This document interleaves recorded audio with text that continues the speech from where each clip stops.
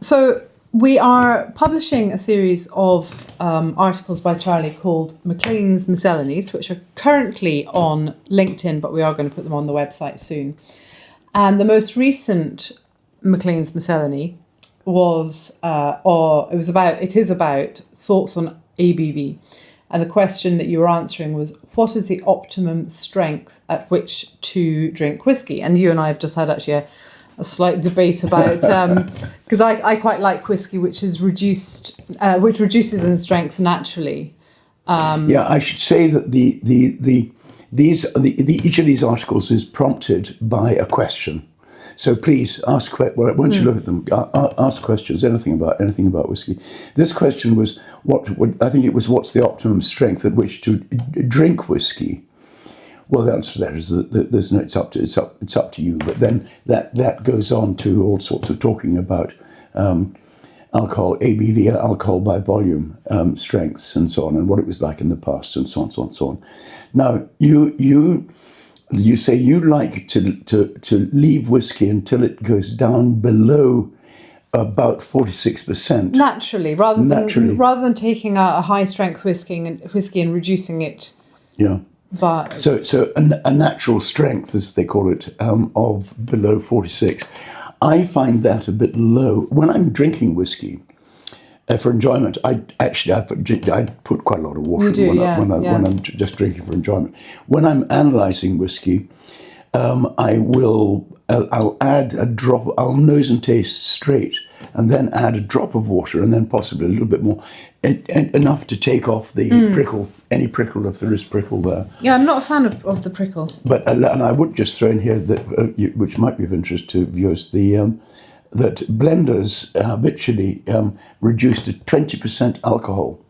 They operate at that low strength when they're assessing whiskey. Yeah. I find that too low, but but nevertheless. So I always say to people, don't be shy about adding water. The amount of water is entirely up to you.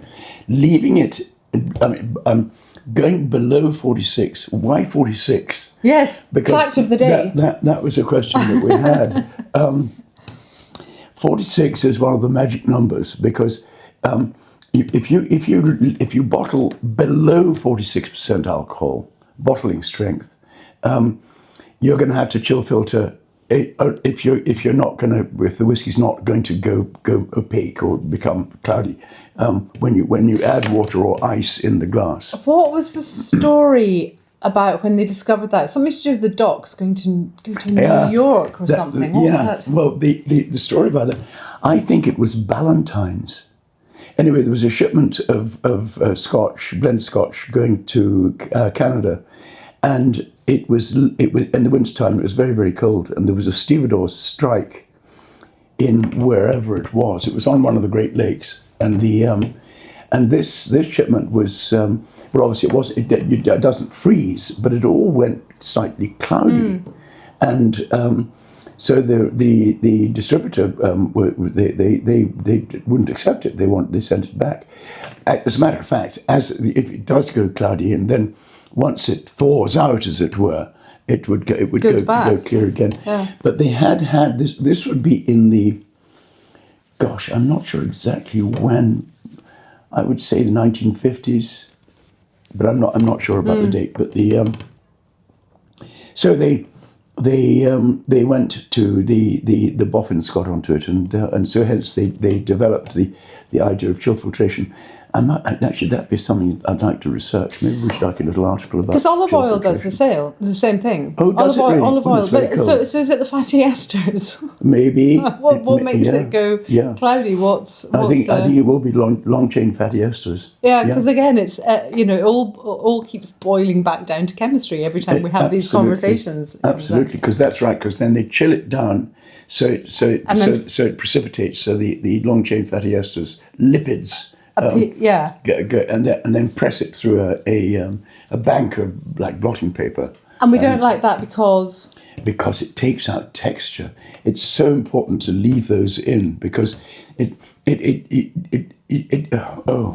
key thing for me is texture, mouthfeel effect, and if it's got a high texture. One of the things you can assess texture, but just by looking at it, is if you give the bottle a shake, the beading test. Yes, yeah. And if the bubbles lie and linger on the surface, well, if the bubbles up, then you know that it's I beg your pardon, over approximately 40% alcohol. Let's have a look. A random here.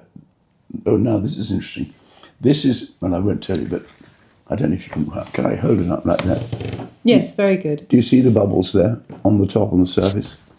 It's not too beady. I can't quite see because there's a There's label. a label in the way, but that's doing very well. That's lingering well now. That's 40. No, you see, now this one is 50.8. This is surprisingly, you don't The necessarily bubbles are get. still there. Yeah, so that's an Still unusually there. good. Still there. There's let's see one.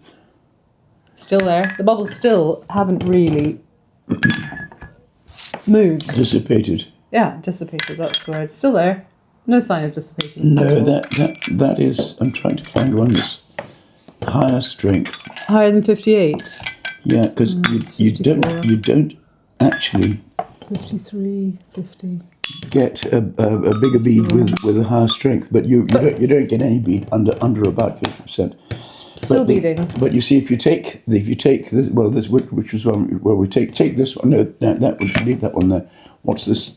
That's one you just did. That's the one. This is 44. I know this is a hopeless one. Yeah. See, it vanishes, and this is.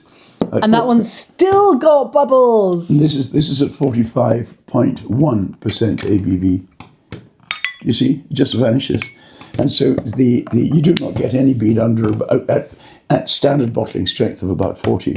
You don't get any beads at all, and so it's been chill filtered. You know. Sorry, somebody is at the door.